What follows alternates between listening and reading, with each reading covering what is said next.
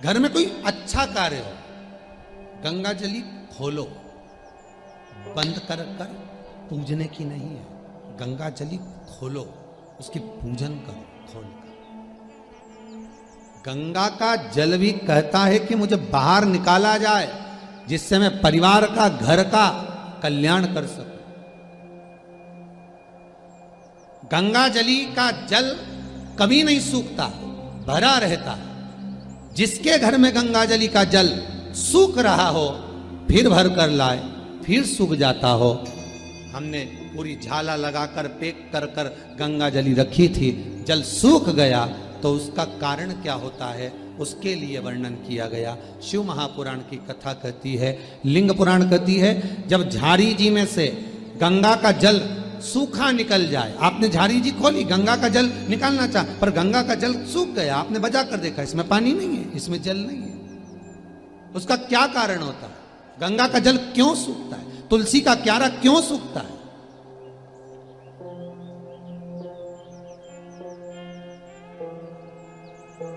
किस लिए सूखता है? ये बहुत प्रमाणिक चीज है कि गंगा का जल झारी जी में से सूख रहा है, तुलसी का क्यारा बारिश में लगाया, सब अच्छे से लगाया, सब कुछ करा, मालूम पड़े बस 4 महीना ठीक रहा, थोड़ी देर बाद में सूख ही गया। हम तो कहें कितने तुलसी के क्यारे लगा दिए, फिर सूख जाए, बाद में फिर लगाओ, फिर सूख जाए, बार बार लगाया, मांग कर भी लगाया, लोगों से कहकर भी लगाया, पर तुलसी का क्यारा लगता ही नहीं है। हमने लगा कर देखा और सूख जाता है, बड़ी आफत। कहीं दूसरे के यहाँ से लेकर आओ, फिर लगाओ, फिर सूख जाए। कारण क्या है? क्या कारण? जिस गंगा जली का जल सूख रहा है, उसका कारण एक होता है कि परिवार में, घर में या तो किसी की नजर लग जाती है, हाय लग जाती है, या कोई व्यक्ति किसी ना किसी रूप में उस परिवार में क्लेश, या कहीं ना कहीं किसी ना किसी रूप में कोई बीमारी पकड़ने वाली है, तो गंगा की झारी अपने आप सूख जाती है। ध्यान दीजिए, संपदा कम होने वाली है, कहीं घाटा लगने वाला है, कहीं तकलीफ होने वाली है, तो गंगा की झारी का जल अपने आप सूख जाएगा। समझ जाओ, मार्गदर्शन करते हैं। हमारे घर में जितनी प्रतिमाएं रखी रहती, चाहे लड्डू गोपाल की हो, जगदम्बा की हो, शंकर जी की हो, हनुमान जी की हो, पितरों की हो, किसी भी देवता की मूर्ति, गणेश जी हो, लक्ष्मी जी हो, जिस देवता की मूर्ति आपके घर में रखी होगी, अगर कोई घात लगने वाली होगी, कोई कष्ट आने वाला होगा, तो भगवान के चेहरे की रौनक रंगत चली जाती है, भगवान का चेहरा भी उतर जाता है। सबसे पहले 4 दिन, 8 दिन, 6 दिन पहले वो भगवान का चेहरा उतर जाएगा कि ये घाट आने वाली, ये कष्ट। तो कभी कभी पूजन करते करते आपके मन में भाव आता है, आज भगवान ना जाने कैसे लग रहा है, भगवान को मैंने ड्रेस भी पहनाई, सब कुछ करा, श्रृंगार भी करा, पर भगवान के चेहरे पर प्रसन्नता नहीं दिख रही, भगवान के चेहरे पर रौनकता नहीं दिख रही। कारण क्या है? समझ जाओ, फिर सतर्क हो जाओ, भगवान से प्रार्थना करो, बाबा आप ही को संभालना है। गंगा मैया, आपने बता दिया कि घात आने वाली, आपने बता दिया कि कष्ट आने वाला है, पर संभालेगा कौन? गंगा मैया, आप स्वयं आओ, स्वयं संभालो। जिसने रास्ता बताया है उसी को पकड़ लो।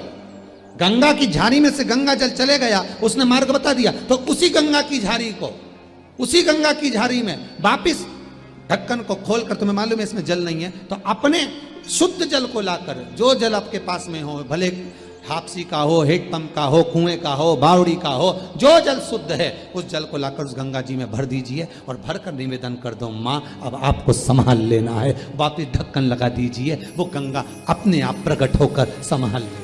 उसको खाली नहीं रखना, उसको खाली नहीं रखा जाता, ये आपको संभालना है।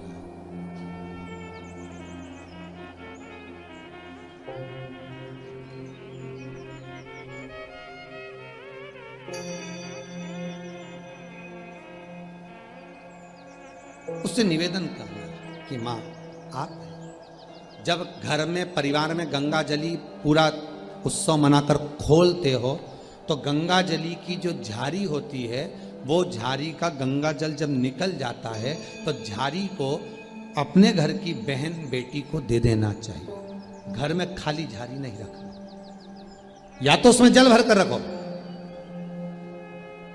गंगा जल की झारी खाली नहीं होना, उसमें या तो गंगा जल में और गंगा जल मिला दो, और जल मिला दो, दूसरा जल मिला दो, पर उसको भरकर उसमें थोड़ी ना थोड़ी मात्रा जल की होना चाहिए। और अगर नहीं रख सकते तो वो अपनी बहन बेटी को दे दो। फिर बहन बेटी भले अपने घर में खाली भी रखेगी तो उसको दोष नहीं लगता।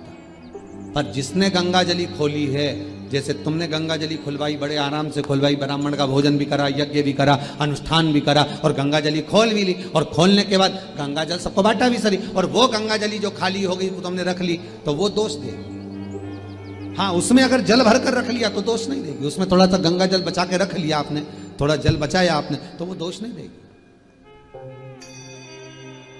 वो आपको सुख प्रदान करे।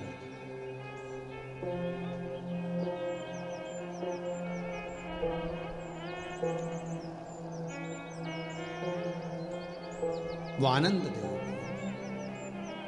शास्त्र कह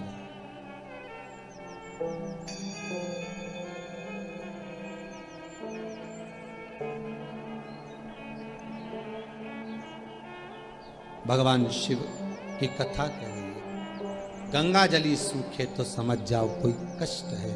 तुलसी का क्यारा, तुलसी का कुंडा, तुलसी का पौधा अगर सूख रहा है, बार बार लगाने के बाद भी सूख गया, पनपता ही नहीं है, कई बार प्रयास कर लिया, समझ लो कोई दोष, कोई दुख, कोई तकलीफ, कोई कष्ट सम्मुख आने वाला, उसको सतर्क रहे। कोई बीमारी, कोई रोग घेरने वाला, उससे सतर्क रहे, उसको समझे।